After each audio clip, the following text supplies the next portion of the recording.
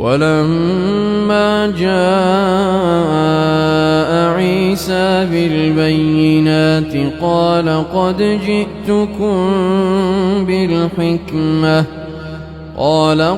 جئتكم بالحكمة ولأبين لكم بعض الذي تختلفون فيه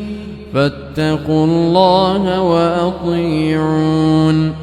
إن الله هو ربي وربكم فاعبدوه هذا صراط مستقيم.